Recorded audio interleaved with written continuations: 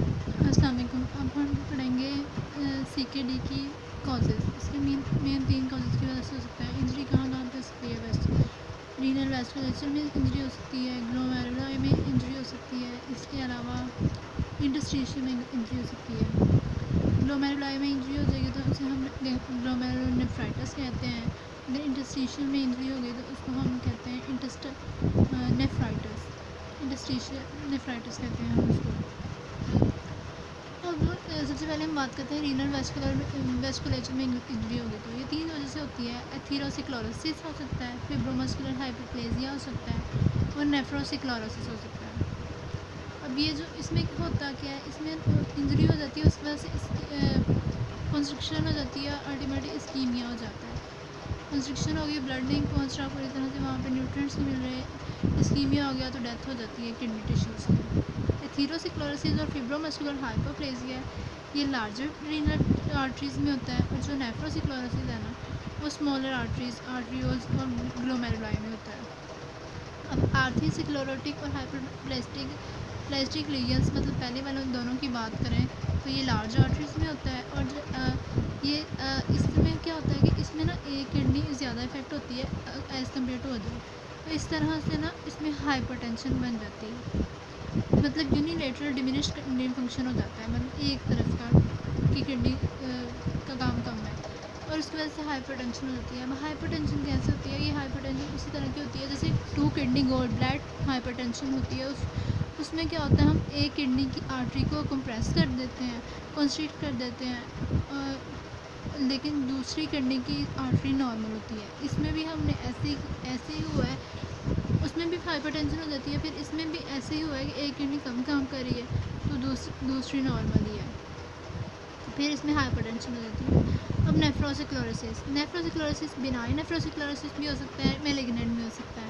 अगर ये सिर्फ थिकनिंग हो रही है ना वेसल्स की, स्मॉल वेसल्स की, तो उसकी वजह आर्ट्रियोल्स वगैरह की, आर्टरीज, स्मॉल आर्टरीज और ग्लोमेरुलाई। अगर तो हाइपरटेंशन के बगैर है ना, सिर्फ यही है, हाइपरटेंशन नहीं है इसके साथ, उसे बिनाइन नेफ्रोस्क्लेरोसिस कहेंगे। और अगर इसके साथ वो भी आ जाए ना हाइपरटेंशन का फैक्टर, फिर उसको हम मैलिग्नेंट कह देंगे, मैलिग्नेंट नेफ्रोस्क्लेरोसिस। अब बिनाइन नेफ्रोस्क्लेरोसिस की बात करें तो ये मोस्ट कॉमन फॉर्म है किडनी डिसीज़। ये 60 ईयर्स के बाद अगर डेथ हो जाए तो पोस्टमार्टम में पता चलता है 70% केसेस इसी बिनाइन नेफ्रोस्क्लेरोसिस की वजह से हो जाते हैं। इसमें क्या होता है, स्मॉलर इंटरल्यूब्यूलर आर्टरीज और एफरेंट आर्ट्रियोल्स, में वेस्कुलर लीजन हो जाती है। जब लीजन हो जाती है तो प्लाज्मा की लीकेज स्टार्ट हो जाती है इंटीमेल मेम्ब्रेन से, मतलब उसके साथ जो मेम्ब्रेन है उसमें प्लाज्मा की मेम्ब्रेन से लीकेज स्टार्ट हो जाती है, और जो वेसल्स की मीडियल लेयर्स होती हैं ना उसमें फिर फिब्रॉइड्स बनने लग जाते हैं प्लाज्मा की लीकेज की वजह से।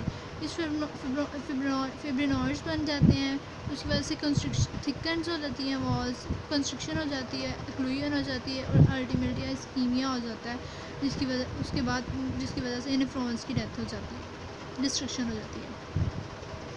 अगर तो ये स्क्लेरोसिस स्पेसिफिकली ग्लोमेरुलाई में हो रहा तो इस इंजरी को हम कहते हैं glomeruli sclerosis.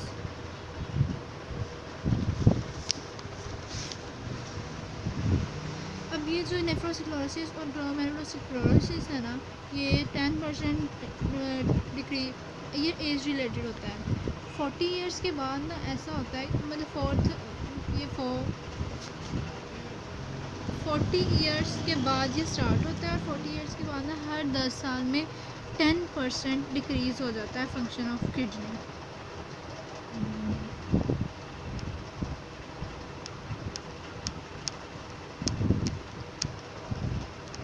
Function of kidney decrease हो जाता है, और ये हमें पता कैसे चलता है, क्योंकि इसमें ना GFR भी कम हो जाती है और ब्लड फ्लो भी कम हो जाता है। हेल्दी भी पर्सन हो ना तो उसमें भी ऐसे हो जाता है, ऐसे मतलब हेल्दी पर्सन हो तो उसमें भी ऐसा हो जाता है।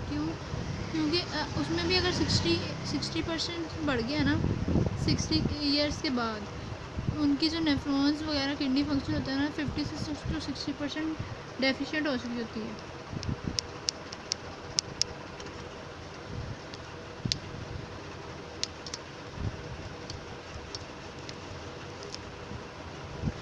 अगर इसके साथ साथ हाइपरटेंशन का फैक्टर आ जाए,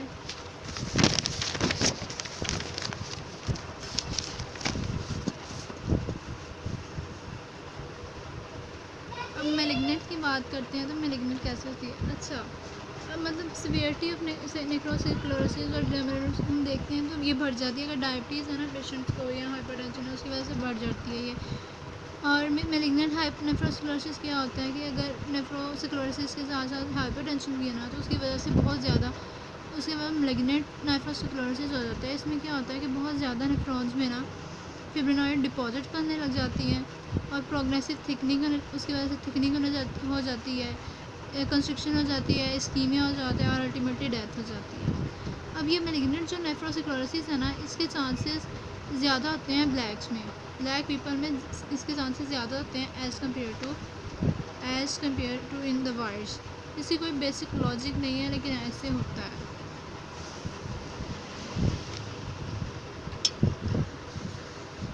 अब सेकंड मेन कॉज की बात करें कि ग्लोमेरुलाई को इंजरी हो जाए तो तब क्या होता है। ग्लोमेरुलाई को इंजरी हो जाए ना, ग्लोमेरुलाई को इंजरी हो जाए तो ग्लोमेरुलोनेफ्राइटिस हो जाता है, मतलब इंजरी ऑफ ग्लोमेरुलोनेफ्राइटिस कहते हैं। इसमें ये ऑटोइम्यून डिजीज़ है जो अपने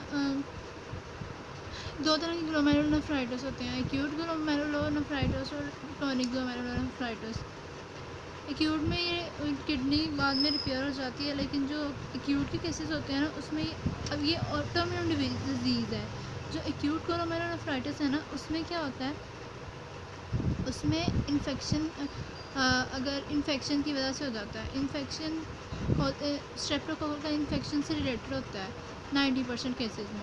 मतलब इस एक्यूट ग्लोमेरुलोनेफ्राइटिस में ना 90% पेशेंट्स में स्ट्रेप्टोकोकल इन्फेक्शन की वजह से होता है। लेकिन जो क्रोनिक है ना, उसमें ये होता है स्ट्रेप्टोकोकल इन्फेक्शन की वजह से, लेकिन इतना ज़्यादा पेशेंट्स में नहीं होता। मतलब ये इसके और भी बहुत से कॉजेज़ होते हैं। अब इसकी दो तरह की टाइप्स होती हैं क्रोनिक ग्लोमेरुलोनेफ्राइटिस, दो तरह की होती है। प्राइमरी किडनी डिजीज़ भी हो सकती है और सेकेंडरी भी हो सकती है। अब प्राइमरी अगर तो एक्यूट ग्लोमेरुलोनेफ्राइटिस के बाद हुआ है ना, तो प्राइमरी हो जाएगा। और अगर कहीं और सिस्टमिक बॉडी में कहीं और डिजीज़ है ना, जैसा कि सिस्टमिक लूपस एरिथेमेटोसस, ये भी एक ऑटोइम्यून डिजीज़ है जो बॉडी के ऑर्गन्स को इफ़ेक्ट करने लग जाती है, खुद ही डिस्ट्रॉय करने लग जाती है। अगर इसकी वजह से है तो सेकेंडरी कहते हैं हम उसको, सेकेंडरी। अब इसमें होता क्या है, अब इसको हम 3 स्टेजेस में स्टडी करते हैं। इसको हम 3 स्टेजेस में स्टडी करते हैं। सबसे पहले तो हम देखते हैं अर्ली स्टेजेस, लेटर स्टेजेस और फाइनल स्टेजेस। अर्ली स्टेजेस में क्या होता है, एंटीबॉडी एंटीजन कॉम्प्लेक्स बनता है, प्रेसिपिटेट कर जाता है ग्लोमेरुलर मेम्ब्रेन में, तो और ग्लोमेरुलर मेम्ब्रेन में वो कर जाता है, वहाँ पे इन्फ्लेमेशन होती है, इन्फ्लेमेशन की वजह से थिकनिंग होना जाती है, फिर और क्या होता है कि ग्लोमेरुलर वहाँ पे ना फिब्रस टिश्यूज़ बन जाते हैं। ठीक है। लेटर स्टेजेस में क्या होता है कि जो फिल्ट्रेशन कोफिशिएंट है ना, फिल्ट्रेशन कोफिशिएंट वो कम हो जाता है। अभी कम क्यों होता है, दो वजह से कम हो जाता है, क्योंकि जो फिल्टरिंग कैपिलरीज़ है ना, उनके नंबर डिक्रीज़ कर गए हैं, और जो ग्लोमेरुलर मेम्ब्रेन है ना, वो थिकेंड हो गई है, फिब्रॉइड्स की वजह से वो थिकेंड हो गई है, और ग्लोमेरुलर और जो फिल्टरिंग कैपिलरीज़ हैं उनके नंबर वो डिक्रीज़, उनका नंबर कम हो गया। इसके अलावा फाइनल स्टेजेस में क्या होता है कि बहुत से ग्लोमेरुलर फिब्रस टिश्यू से रिप्लेस हो जाते हैं और वो बिल्कुल ही फिल्टर नहीं कर पाते फ्लूइड को। आगे हम देखते हैं injury to the renal interstitial.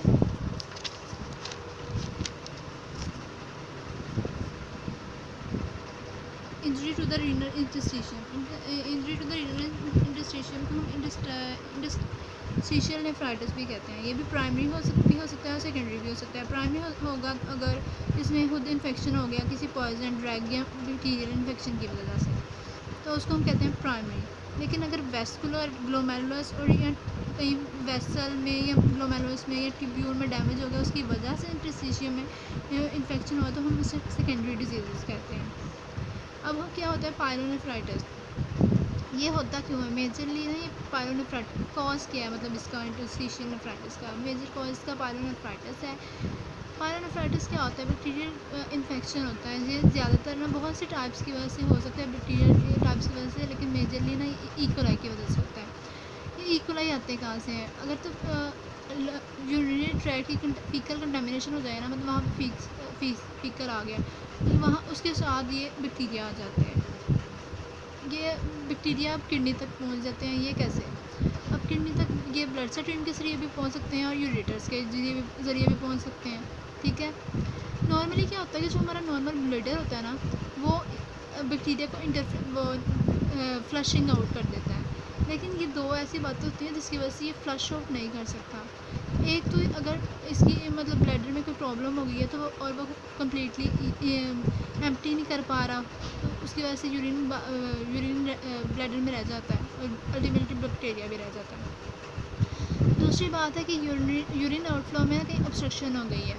ठीक है, उसकी वजह से ये ब्लैडर पूरी तरह से फ्लश आउट नहीं कर पाता। अब वो कहते हैं कि ना इसकी वजह से होता है कि ब्लैडर फ्लश आउट नहीं कर पाता, उसकी वजह से ना बैक्टीरिया ब्लैडर में इन्फ्लेमेशन कॉज कर देते हैं। इस इन्फ्लेमेशन को हम कहते हैं सिस्टाइटिस। अब ये सिस्टाइटिस लोकलाइज्ड भी हो सकती है और ये मैग्नेंट भी हो सकती है, मतलब ऊपर फैल भी सकती है। जब लोकलाइज्ड होगी ना, मतलब लोकलाइज्ड भी अब बिनाइन फैल कैसे सकती है, स्प्रेड कैसे सकती है? यहाँ तो ये सिर्फ ब्लैडर में रहेगी। ठीक है, यहाँ तो फिर ये रीनल पेल्विस में चल जाती है। रीनल पेल्विस में कैसे जाती है? क्यों? जब अब एक रिफ्लेक्स होता है, एक एबनॉर्मलिटी होती है जिसे हम कहते हैं विजाइको यूरिट्रल रिफ्लेक्स। नॉर्मली क्या होता है कि ना ब्लैडर जब फिल हो जाता है ना, ये ब्लैडर जब फिल हो जाता है ना, तो यूरिन जब यूरेटर से ब्लैडर में आ जाता है तो ब्लैडर पीछे रिफ्लेक्स भी होता है, उसकी वजह से यूरेटर्स ना कंस्ट्रिक्ट हो जाते हैं। लेकिन ये विजाइको यूरिट्रल रिफ्लक्स में रीफ्लक्स, इसमें क्या होता है कि रीफ्लक्स मतलब वापस जाना, इसमें ब्लैडर ना उसको कंस्ट्रिक्ट नहीं कर पाता यूरेटर्स को, और जब कंस्ट्रिक्ट नहीं कर पाता तो जब वो ब्लैडर कॉन्ट्रैक्ट करता है तो यूरिन ऊपर वापस चला जाता है ऊपर, तो रीनल पेल्विस में चला जाता है। और ये मिक्सचुरेशन के दौरान होता है, जब कॉन्ट्रैक्शन होती है ब्लैडर की, उसके साथ साथ बैक्टीरिया भी वहाँ पे चले जाते हैं।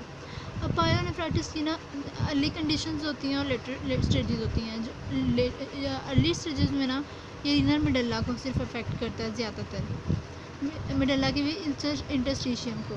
ठीक है, और अब फिर जब मेडल्ला का क्या काम होता है? मेडल्ला का इंटरस्टिशियम का काम होता है कि कंसनट्रेट करता है ये यूरिन को। तो जब ये नहीं होगा तो इसको कर देगा, इन्फेक्शन हो जाएगा यहाँ पे, तो फिर उसकी कंसनट्रेशन की एबिलिटी ख़त्म हो जाएगी। ठीक है,